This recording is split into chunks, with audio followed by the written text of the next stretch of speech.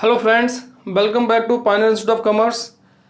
दोस्तों, आज जो हम टॉपिक डिस्कस करने जा रहे हैं ये एमसीक्यूज़ के पॉइंट ऑफ व्यू से काफ़ी इंपॉर्टेंट टॉपिक है, क्योंकि इस टॉपिक से रिलेटेड अक्सर एमसीक्यूज़ एग्जाम में पूछे जाते हैं। तो आज का जो हमारा टॉपिक है वो रहेगा पास्ट एडजस्टमेंट्स का। अब क्वेश्चन ये उठता है कि पास्ट एडजस्टमेंट क्या होती हैं। अब देखो, कई बार क्या होता है कि पार्टनरशिप डीड की टर्म्स एंड कंडीशन को इग्नोर करके प्रॉफिट या लॉस को आपस में बांट लेते हैं, और बाद में जब सारी बुक्स वगैरह क्लोज हो जाती हैं उसके बाद उनको पता लगता है कि भाई पार्टनरशिप डीड के कुछ प्रोविजन जो है उन्होंने फॉलो नहीं किए हैं। फॉर एग्जांपल, जैसे पार्टनरशिप डीड के अंदर इंटरेस्ट ऑन कैपिटल की बात कही थी, इंटरेस्ट ऑन ड्राइंग की बात कही थी। पार्टनर्स ने यहाँ पे इंटरेस्ट ऑन कैपिटल या इंटरेस्ट ऑन ड्राइंग को कंसिडर किए बिना ही प्रॉफिट आपस में बांट लिया। या ये भी हो सकता है कि पार्टनरशिप डीड के अंदर रेट ऑफ इंटरेस्ट कुछ और है, यहाँ पे पार्टनर्स ने कुछ और अप्लाई कर दिया। ये भी हो सकता है कि पार्टनरशिप डीड के अंदर जो प्रॉफिट शेयरिंग रेशियो कुछ और दे रखी है, जबकि पार्टनर्स ने एक्चुअली प्रॉफिट किसी और रेशियो में बांट दिया। तो यानी कि टर्म्स एंड कंडीशन के मुताबिक अगर प्रॉफिट नहीं बांटते हैं तो उस केस में यहाँ पे जो है बुक्स के अंदर जो है एरर हो जाती है। अब वो जो एरर हो चुकी हैं उनको रेक्टिफाई करने के लिए फिर हम यहाँ पे जो है एडजस्टमेंट करते हैं, बुक्स के अंदर यहाँ पे जो है उसकी एडजस्टमेंट की जाती है। क्योंकि एक बार हमने अकाउंट्स प्रिपेयर कर लिए, अकाउंटिंग बुक्स क्लोज कर दी, अब फिर से हम उनको रीओपन नहीं करते या फिर से अकाउंट्स प्रिपेयर नहीं करते या उसके अंदर हम यहाँ पे कटिंग नहीं करते हैं या उसको ओवरराइटिंग नहीं करते हैं। अगर बुक्स के अंदर हम ओवरराइटिंग कटिंग करेंगे तो अकाउंटिंग बुक्स की क्रेडिबिलिटी खत्म हो जाती है, उस पर कोई विश्वास नहीं करता। और अगर हम फिर से सारे अकाउंट्स वापस प्रिपेयर करने की कोशिश करेंगे उसमें काफ़ी टाइम लगता है और काफ़ी मनी उसमें कंज्यूम होती है। तो इसलिए यहाँ पे अगर कोई पास्ट एरर होती हैं, यानी कि प्रीवियस ईयर में यहाँ पे कुछ गलती हो जाती है, तो उनको करंट ईयर में रेक्टिफाई करने के लिए फिर अकाउंट्स के अंदर यहाँ पे एडजस्टमेंट की जाती है। उनकी एडजस्टमेंट करने के लिए उनसे रिलेटेड जो एडजस्टमेंट एंट्री है वो हमें अकाउंटिंग बुक्स के अंदर पास करनी पड़ती हैं। तो इन्हीं से रिलेटेड ये जो पास्ट एडजस्टमेंट है यही हमारा आज का टॉपिक रहेगा। और ये मेरे पीछे कुछ क्वेश्चंस हैं। अब इन क्वेश्चंस की हेल्प से मैं आपको बताऊंगा कि किस तरीके से हमारी यहाँ पे जो एरर्स बुक के अंदर हो चुकी हैं उनको हम यहाँ पे जो है अकाउंटिंग बुक्स के अंदर एडजस्ट करते हैं या उनको रेक्टिफाई करते हैं। ठीक है। अब पास्ट एडजस्टमेंट जो है ये करने के लिए हमारे पास दो मेथड हैं, यानी कि जो हमारे प्रीवियस ईयर में एरर्स हुई हैं या कोई एंट्री हम डालना भूल गए हैं उनको रेक्टिफाई करने के यहाँ पे दो मेथड हैं। फर्स्ट मेथड है जिसमें हम profit and loss adjustment account prepare करते हैं और profit and loss adjustment account के जरिए जो है एरर्स की रेक्टिफिकेशन करते हैं या जो एंट्री हम डालना भूल गए हैं उनको यहाँ पे बुक्स में एडजस्ट करते हैं। फिर दूसरे मेथड में एक सिंगल एंट्री के जरिए यहाँ पे जो है पास्ट एरर को रेक्टिफाई किया जाता है। तो इन क्वेश्चंस की हेल्प से वन बाय वन आपको बताऊंगा कि किस तरीके से दोनों मेथड अप्लाई करके हम अपनी पास्ट एरर्स को रेक्टिफाई करते हैं। ठीक है। दो क्वेश्चन है, दोनों में मैं अलग अलग मेथड इस्तेमाल करूंगा जिससे आपको यहाँ पे जो है पास्ट एडजस्टमेंट के बारे में पूरी क्लैरिटी हो जाएगी। और ये मैं फिर बता रहा हूँ एग्जामिनेशन पॉइंट ऑफ व्यू से काफ़ी इंपॉर्टेंट टॉपिक है, क्योंकि इसमें से कई सारे एमसीक्यूज निकल सकते हैं, क्योंकि मेनली इसमें हमें कैलकुलेशन ही करनी होती हैं और एमसीक्यूज में कैलकुलेशन वाले क्वेश्चन ही ज़्यादा पूछे जाते हैं। तो चलिए स्टार्ट कर लेते हैं। अब पहले हम क्वेश्चन पढ़ लेते हैं, उसके बाद देखते हैं कि यहाँ पे कैसे हम यहाँ पे इनकी एडजस्टमेंट कर सकते हैं अगर इस क्वेश्चन के अंदर कोई एरर्स निकलती है। ठीक है। कहता है a firm of partners A B and C prepared its profit and loss account for the year ended 31st March 2018। एक फर्म में कहता है उसके तीन पार्टनर हैं ए बी और सी। इन्होंने यहाँ पे जो है 31 मार्च 2018 के लिए कहता है profit and loss account prepare किया। Subsequently following omissions were discovered. कहता है उसके बाद यहाँ पे इनको पता लगा कि कुछ एंट्रीज जो है वो छूट गई हैं, बुक में डालना भूल गए हैं। ओमिशन का मतलब हो गया कि एंट्री डालना ही भूल गए। कौन कौन सी? Salary to partner A ₹1000, commission to partner C ₹7000। कहता है यहाँ पे पार्टनर ए को यहाँ पे जो सैलरी देनी है वो 1000 देनी है, पार्टनर सी को जो कमीशन है वो 7000 देनी है। तो ये दोनों यहाँ पे ट्रांजैक्शन वो बुक में रिकॉर्ड करना भूल गए, उसके बिना ही यहाँ पे इन्होंने बुक्स क्लोज कर दी और प्रॉफिट आपस में बांट लिया। अब कहता करना क्या है, पास नेसेसरी जर्नल एंट्रीज, यानी कि ये जो एरर हुई है इसको रेक्टिफाई करने के लिए अब हमें यहाँ पे जो है जर्नल एंट्री डालनी है। ठीक है। तो इस क्वेश्चन में हम यहाँ पे profit and loss adjustment account के जरिए इनको रेक्टिफाई करेंगे। अब करते क्या है, इसमें जब भी हमें पास्ट एडजस्टमेंट करनी है, पास्ट एरर्स की एडजस्टमेंट करनी है, तो उसके लिए हम profit and loss adjustment account open कर सकते हैं। तो कहने का मतलब है कि उस केस में हम क्या करते हैं कि जो भी हमने यहाँ पे रेम्युनरेशन पार्टनर को पे करनी है वो उसके लिए फिर से यहाँ पे वो अकाउंट ओपन नहीं करेंगे। ठीक है, अब जैसे अगर हम पार्टनर को सैलरी देते हैं तो उसकी क्या एंट्री बनती है, अगर हम जर्नल एंट्री बनाए तो क्या बनती है, सैलरी जो है ये हमारा एक्सपेंस होता है, तो सैलरी को हम यहाँ पे डेबिट करते हैं। और क्योंकि पार्टनर्स को यहाँ पे ये सैलरी मिलनी है तो पार्टनर के कैपिटल अकाउंट को क्या करते हैं, क्रेडिट। जैसे यहाँ पे ए है तो यहाँ लिखते हैं टू एज कैपिटल अकाउंट। ठीक है, नॉर्मली जब भी हम कोई रेम्युनरेशन पे करते हैं तो इस तरीके से हम उसकी यहाँ पे जर्नल बुक में एंट्री डाल सकते हैं, क्योंकि सबसे पहले रिकॉर्डिंग जर्नल बुक में होती है, उसके बाद लेजर में उसकी पोस्टिंग होती है। ठीक है, अब हमने यहाँ पे जो पार्टनर ए है उसको सैलरी पे नहीं की, अब हमें इसको रेक्टिफाई करना, ठीक करना है। जब रेक्टिफिकेशन करेंगे उसके लिए फिर से हम सैलरी अकाउंट को डेबिट नहीं करेंगे। ठीक है, क्योंकि सैलरी जो है ये हमारा पिछले साल का एक्सपेंस है, हम इस साल की बात नहीं कर रहे, क्योंकि ये गलतियां प्रीवियस ईयर में हुई हैं, तो इसलिए प्रीवियस ईयर का एक्सपेंस है, उसके लिए हम यहाँ पे इस ईयर में सैलरी अकाउंट जो है इसके लिए ओपन नहीं करेंगे।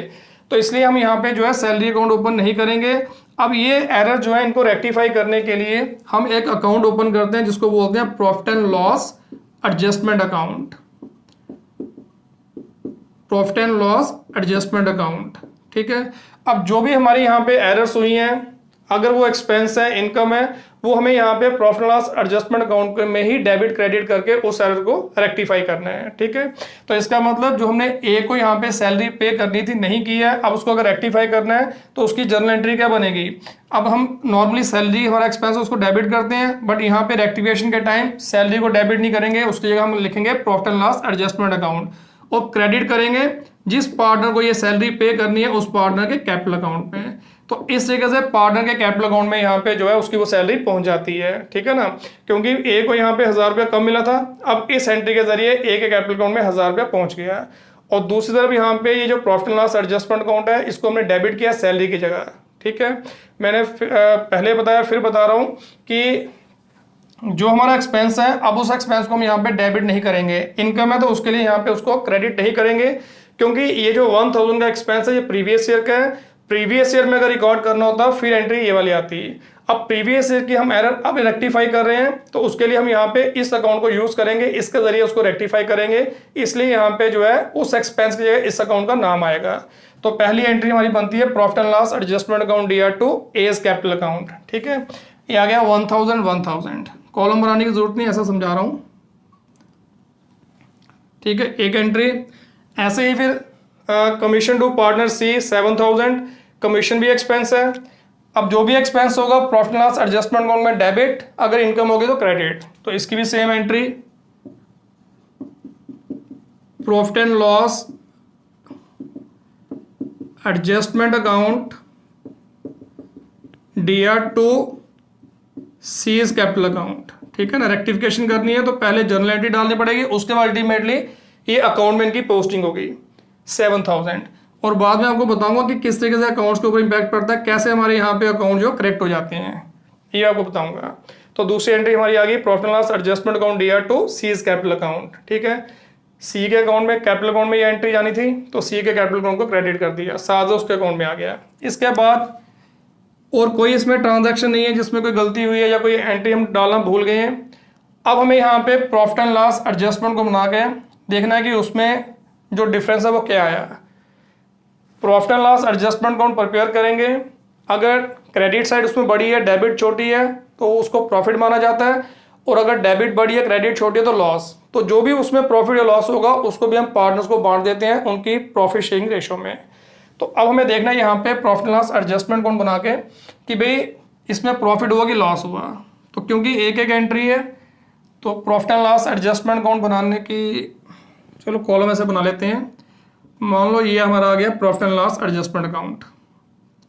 ठीक है, अब दो ही एंट्री है, profit and loss adjustment account से रिलेटेड दो ही एंट्री हैं, इनकी पोस्टिंग करनी है। अब यहाँ पे profit and loss adjustment account में ये एंट्री कहाँ आई है, दोनों एंट्री डेबिट साइड आई है, तो यहाँ पे डेबिट साइड डाल देंगे टू एज कैपिटल अकाउंट, ये भी लिख सकते हैं, सैलरी लिखना वो भी लिख सकते हैं 1000 टू सीज कैपिटल अकाउंट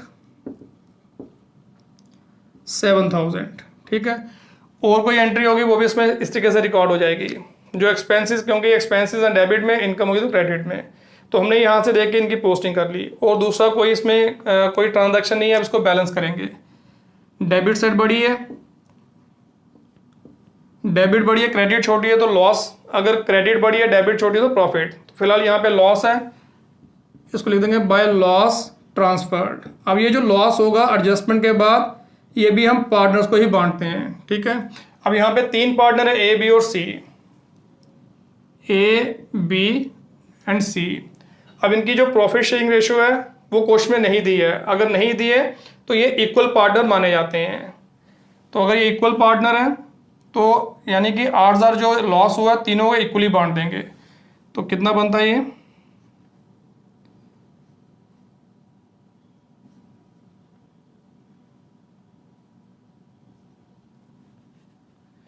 $2667 बनता है, 2667, 2667 और राउंड ऑफ करने के लिए को 2666 करेंगे।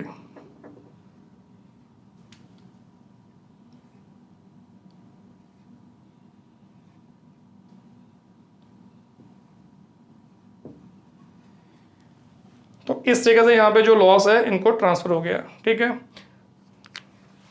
अगर इसकी जर्नल एंट्री बनेगी तो क्या बनेगी, अब देखो लॉस जो हम ट्रांसफर करेंगे पार्टनर्स के कैपिटल अकाउंट में, क्योंकि लॉस की वजह से पार्टनर्स के कैपिटल अकाउंट का बैलेंस कम हो जाएगा। तो तीनों के पार्टनर्स के जो कैपिटल अकाउंट है उनको हम डेबिट करेंगे। A's capital account DR, B's capital account DR, C's capital account DR to profit and loss adjustment account 2667, 2667, 2667 और ये आ गया 8,000, ठीक है। इस तरीके से यहाँ पे लॉस जो है उसको ट्रांसफर करने की एंट्री आती है। तो पहले हम जर्नल बुक में एंट्री डालते हैं, उसके बाद यहाँ पे जो है लेजर अकाउंट में, ठीक है। तो फिलहाल हमने यहाँ पे प्रॉफिट एंड लॉस एडजस्टमेंट को बनाया ताकि पता लगे बैलेंस करके कि हमें प्रॉफिट हो गया लॉस हुआ। इसके बिना भी हम यहाँ पे इस तरीके से कैलकुलेट कर सकते हैं, इनकम एक तरफ रख के, एक्सपेंस एक तरफ रख के। तो जो भी प्रॉफिट लॉस होगा वो पार्टनर्स को बांट देना है। अगर लॉस होगा तो पार्टनर के कैपिटल अकाउंट में डेबिट हो जाता है, अगर प्रॉफिट होगा तो उनके कैपिटल अकाउंट में क्रेडिट, क्योंकि जब जब कैपिटल बढ़ेगी क्रेडिट, कम होगी डेबिट। लॉस की वजह से कम होती है, प्रॉफिट की वजह से बढ़ती है, ठीक है। अच्छा जी, तो इस तरीके से profit and loss adjustment account के जरिए हम यहाँ पे जो है अपनी पास्ट एरर को रेक्टिफाई करते हैं। जो भी हमारी ओमिशन हो गई है, ओमिशन का मतलब एंट्री डालना भूल गए हैं या गलत एंट्री अगर डाल दी है तो उसको रेक्टिफाई किया जाता है, ठीक है। अब आप देख लो इसमें कि भाई हमारी यहाँ पे जो पास्ट एरर वो कैसे रेक्टिफाई हुई, क्रॉस चेक कर सकते हैं। इनको मिटा देते हैं। अब ध्यान से देखिए ज़रा, हमने अपने प्रीवियस ईयर में 1,000 सैलरी और 7,000 जो कमीशन है वो चार्ज नहीं की प्रॉफिट में। इनको चार्ज किए बिना ही यहाँ पे जो है प्रॉफिट बांट दिया। तो इसका मतलब पार्टनर्स को जो प्रॉफिट है वो 8,000 ज़्यादा चला गया, एक्सेस प्रॉफिट। तीनों पार्टनर्स को हमने 8,000 प्रॉफिट ज़्यादा बांट दिया, क्योंकि अगर ये 8,000 प्रॉफिट में से चार्ज हुआ होता, क्योंकि ये फर्म के एक्सपेंसेस हैं, तो अगर ये प्रॉफिट में से चार्ज किए होते तो पार्टनर्स को प्रॉफिट जो है 8,000 रुपया कम मिलना था। तीनों पार्टनर्स को हमने इक्वल बांटा है तो उनको यहाँ पे ये प्रॉफिट कम मिलना था, ठीक है। अब उनको प्रॉफिट ज़्यादा चला गया। दूसरी तरफ ए को सैलरी मिलनी थी 1,000, कमीशन मिलनी थी सी को 7,000 जो कि नहीं मिली। ए का जो प्रॉफिट है वो कितना बनता है इसमें 2667, बी का 2667, सी का 2667, ठीक है। एक दो ये चीज़ है। दूसरा ए की सैलरी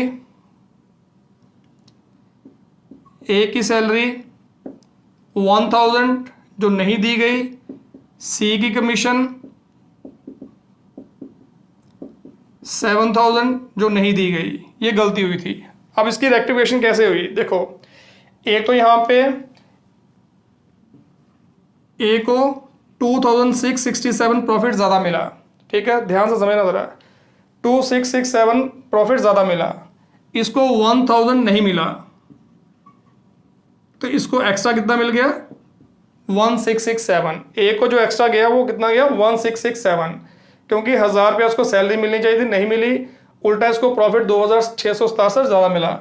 ऐसे ही बी को प्रॉफिट जो है वो 2667 ज़्यादा मिला, जबकि इसको यहाँ पे जो कुछ नहीं मिलना चाहिए था, तो इसका मतलब इसको एक्स्ट्रा कितना गया 2667, इसको जो एक्स्ट्रा चला गया वो 2667 है। सी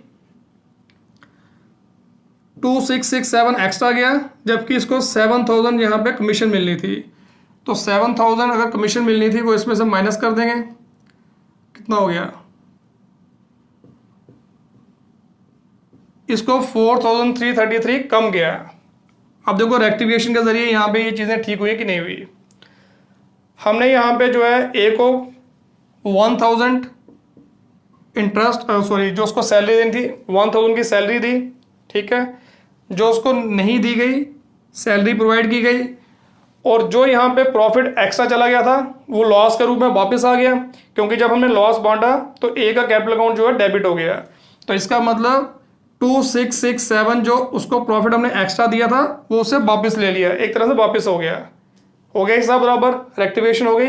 दूसरा देख लो, बी को 2667 एक्स्ट्रा मिला, फालतू मिला, वो हमने उससे 2667 जो है लॉस के रूप में वापस ले लिया, क्योंकि जब उसको लॉस बांटा तो उसका कैपिटल अकाउंट का बैलेंस कम हो गया।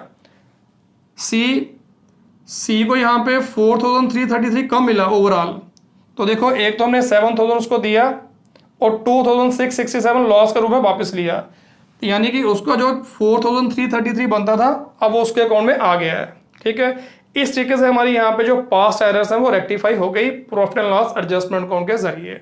अब देख सकते हो कि कैसे कैसे रेक्टिफाई हुई है। जिस पार्टनर को कम मिला था उसको जितना कम मिला था वो वापस मिल गया, जिसको ज़्यादा मिला था उससे एक्स्ट्रा वापस ले लिया गया। तो इस तरीके से हम यहाँ पे जो है अपनी पास्ट एडजस्टमेंट जो है वो कर सकते हैं, पिछली जो हमारी एरर्स हैं उनको रेक्टिफाई कर सकते हैं, ठीक है। तो अब इसको ध्यान से समझ लो, देख लो इसमें। अगर फिर भी कुछ समझ नहीं आता है तो कमेंट सेक्शन में मेरे को लिख सकते हो, तो फिर आपको मैं थोड़ा और बता दूंगा इसके बारे में। तो एक तो ये मेथड हमारा कि हम अपनी past adjustment profit and loss adjustment account के जरिए रेक्टिफाई कर सकते हैं। एक मेथड और है जिसमें हम सिंगल एंट्री को यूज करके यहाँ पे रेक्टिफिकेशन करते हैं। अब नेक्स्ट क्वेश्चन में हम देखेंगे कि कैसे हम सिंगल एंट्री को यूज करके उसकी रेक्टिफिकेशन करते हैं, ठीक है।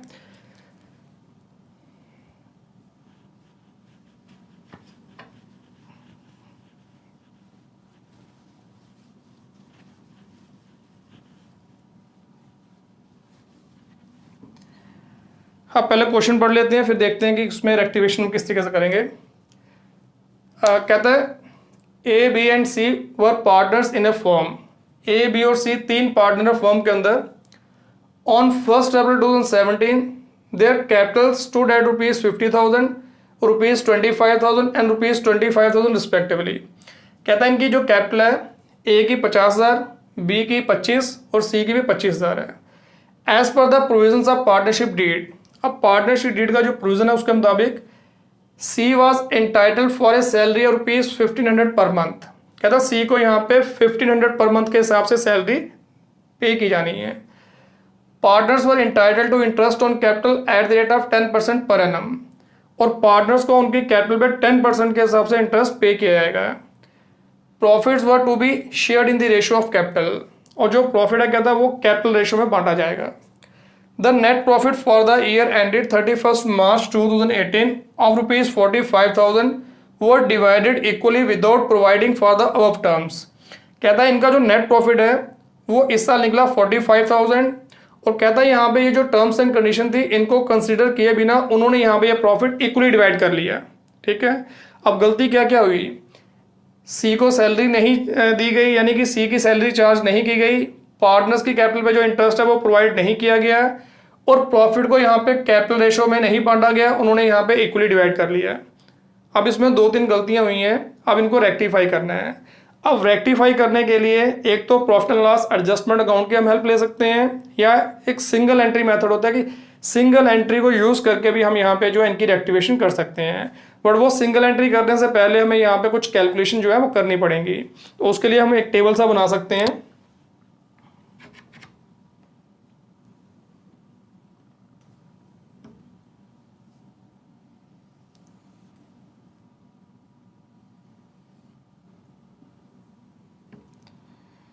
अब यहाँ तो आपको मैं कैलकुलेशन करके बता रहा हूँ, टेबल के रूप में आपको बता रहा हूँ। तो अगर एमसीक्यूज अगर आएंगे तो उसमें टेबल शेबल बनाने की ज़रूरत नहीं है, उसमें आपको रफली कैलकुलेशन करना आपको आनी चाहिए, ठीक है। वहाँ माइंड में ही आपने सारी कैलकुलेशन करनी है, तो इतना मुश्किल काम नहीं हो जाता है, और प्रैक्टिस करोगे तभी होगा, ऐसे नहीं। तो फिलहाल यहाँ पे आपको स्टार्टिंग में इस टेबल की हेल्प से ही समझना पड़ेगा, और जब अच्छे तरीके से समझ जाओगे, प्रैक्टिस करोगे, तो टेबल बनाने की ज़रूरत नहीं है। ये जो टेबल के अंदर हम कैलकुलेशन करेंगे आप रफली भी कर सकते हो।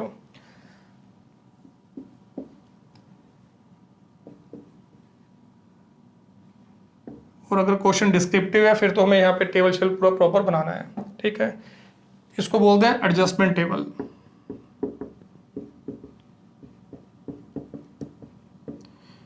अब इसमें एक कॉलम आ गया पार्टनर्स का, एक एडजस्टमेंट का, और एक आ गया डिफरेंस का।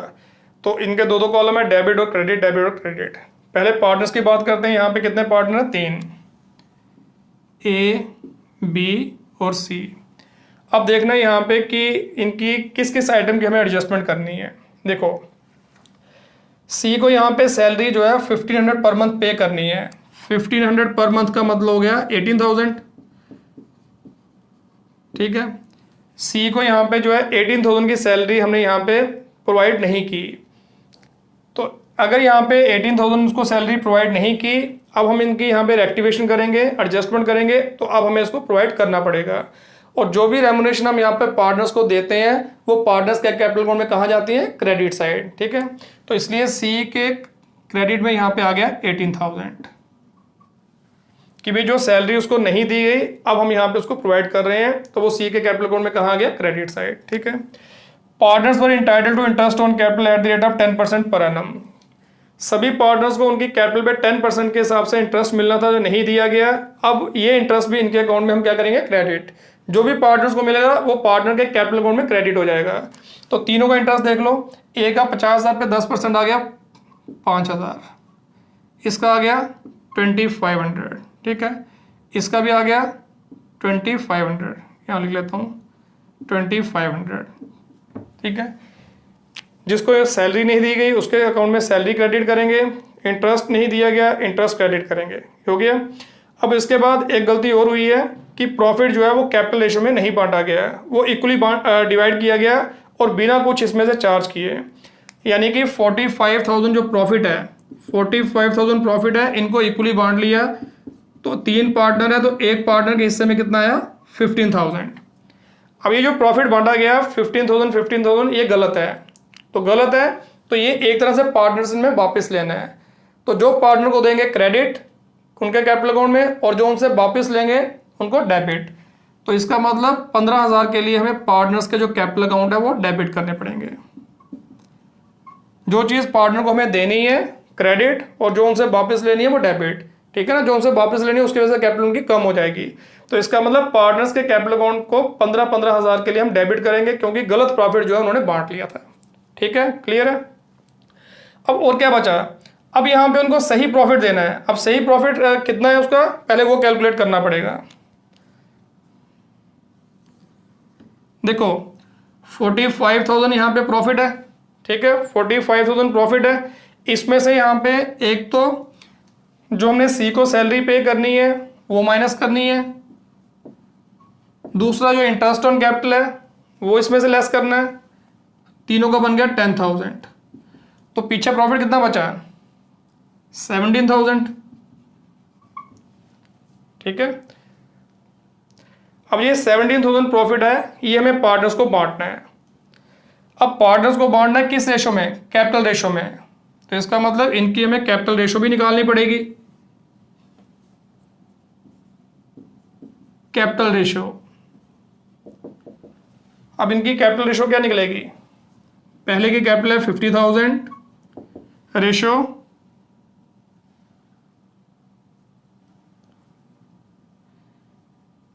25,000, रेशो 25,000।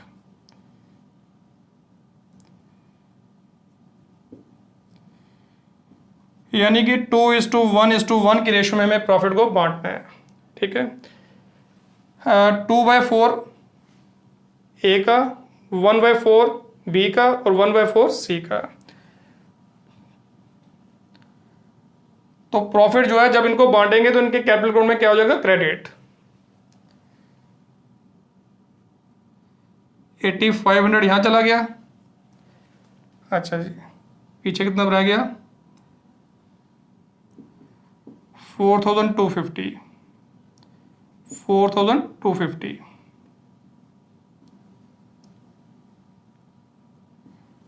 अब इनको टोटल कर लो, और कोई इसमें इंफॉर्मेशन नहीं है, अब इनको हम टोटल कर सकते हैं। टोटल कितना क्रेडिट हुआ इसमें, 13,500, 6,750। ये कितना हो गया,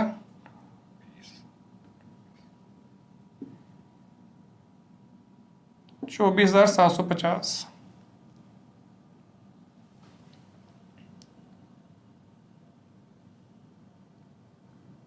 ठीक है, तो पार्टनर्स के कैपिटल अकाउंट में ये अमाउंट क्रेडिट होगा और ये अमाउंट उनके डेबिट होगा। ठीक है, एक तो ये है। अब इनका डिफरेंस निकाल लो, 15,000 माइनस 13,500 करेंगे, पीछे कितना बचा, 1,500। किस तरफ का, डेबिट का क्रेडिट का। यहाँ पे डेबिट साइड बड़ी है, तो इसका मतलब पीछे जो बैलेंस बचा वो कहाँ का बचा, डेबिट साइड का, 1,500। ये 15,000 में से 6,750 माइनस करेंगे तो पीछे कितना रह गया,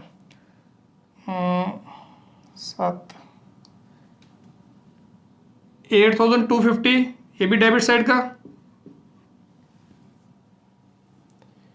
क्योंकि इसमें डेबिट साइड बड़ी है 15,000। यहां देखो 24,750 में से 15,000 माइनस करेंगे तो किस तरफ का बैलेंस निकलता है, क्रेडिट साइड का, 9,750। ठीक है, आगे डिफरेंस। बस अब इसको देख के हम यहाँ पे जो है इसकी एडजस्टमेंट की एंट्री डाल सकते हैं। ठीक है, यानी कि इनके अकाउंट में एडजस्टमेंट क्या क्या हुई कि भाई ए को यहाँ पे जो है 13,500 जो है मिलना चाहिए था, इनके मुताबिक मिला उसको 15,000 है, तो हमने यहाँ पे 13,500 उसके अकाउंट में क्रेडिट कर दिया और जो उसको गलत मिला था उसको डेबिट कर दिया, यानी कि उसके अकाउंट से निकाल दिया। बी को मिलना चाहिए था 6,750, उसके अकाउंट में क्रेडिट कर दिया और जो 15,000 उसको गलती से मिला है वो डेबिट कर दिया। सी को मिलना चाहिए था 24,750, उसके अकाउंट में क्रेडिट किया और जो गलती से उसके अकाउंट में हमने डाला हुआ है वो निकाल लिया 15,000, यानी कि उसके अकाउंट में डेबिट कर दिया। तो कुल मिला के ए और बी को हमें 8,250 के लिए डेबिट करना है, यानी कि उनके अकाउंट कैपिटल अकाउंट को ये डेबिट करेंगे तो उनके कैपिटल अकाउंट जो है उनका बैलेंस कम हो जाएगा। और सी को यहाँ पे जो है 9,750 के लिए क्रेडिट करना है। अब दोनों तरह से आप इसकी एंट्री डाल सकते हो, एडजस्टमेंट को देख के भी डाल सकते हो और डिफरेंस को देख के भी डाल सकते हो। अब कैसे डालेंगे,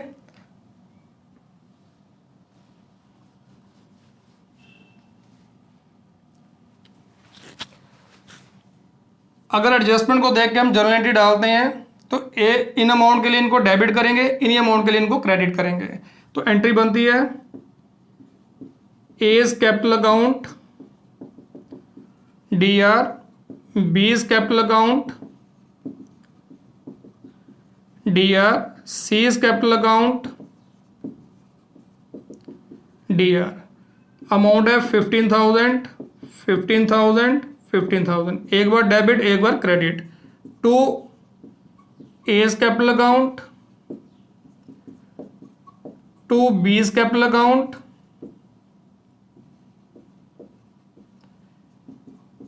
टू सीज कैपिटल अकाउंट।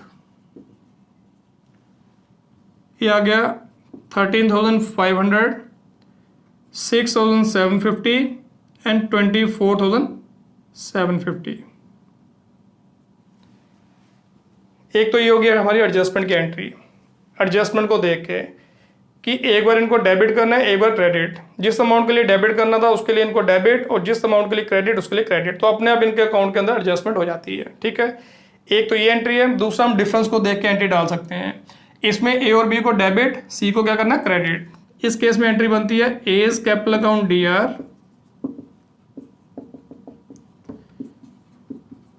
बीज capital account DR to C's capital account. Amount यहां आ गया 1,500, 8,250 और इसके अकाउंट में आ गया 9,750। तो मतलब ये निकलता है कि ए और बी को जो फालतू मिला था वो उनसे वापस लिया और सी को दिया। ठीक है, इनसे वापस लिया और सी को मिल गया। तो देख लो वही अमाउंट जिनसे वापस लिया वही सी को डिस्ट्रीब्यूट किया है। तो इस तरीके से हम यहाँ पे अपनी पास्ट एरर्स को यहाँ पे जो है रेक्टिफाई कर सकते हैं, उनकी करंट ईयर में एडजस्टमेंट कर सकते हैं। ठीक है, ये दोनों मेथड थे। तो दोनों मेथड के जरिए आपको मैंने बताया कि profit and loss adjustment account के जरिए कैसे करते हैं, और अगर सिंगल एंट्री डालनी है तो सिंगल एंट्री के जरिए कैसे एडजस्टमेंट होती हैं। ठीक है, बाकी जो आपको एमसीक्यूज पूछे जाएंगे उसमें यहाँ पे आपको ये कैलकुलेशन ही पूछी जाएंगी कि भाई अगर यहाँ पे पार्टनर को इंटरेस्ट मिला था 9% के हिसाब से, दे दिया उसको 10% के हिसाब से, तो बताओ जी उसकी यहाँ पे जो है जब एडजस्टमेंट करेंगे तो कितना अमाउंट डेबिट करेंगे या कितना अमाउंट क्रेडिट करेंगे। तो इस तरीके से यहाँ पे जो है इसमें से एमसीक्यूज बनते हैं। अब इन्हीं से रिलेटेड जो एमसीक्यूज हैं मैं अगले सेशन में आपके साथ डिस्कस करूंगा, तो आपको क्लियर हो जाएगा कि किस तरीके से यहाँ पे जो पास्ट एडजस्टमेंट से रिलेटेड एमसीक्यूज हैं वो पूछे जा सकते हैं। ठीक है, और मैं फिर बता रहा हूँ ये काफ़ी इंपॉर्टेंट है क्योंकि इनमें से एमसीक्यूज अक्सर पूछे जाते ही जाते हैं एग्जाम के अंदर। तो अगले सेशन में हम एमसीक्यूज को डिस्कस करेंगे तो वो पॉइंट भी आपका पूरी तरह क्लियर हो जाएगा। तो चलिए दोस्तों, मिलेंगे अपने अगले सेशन में। Thank you very much.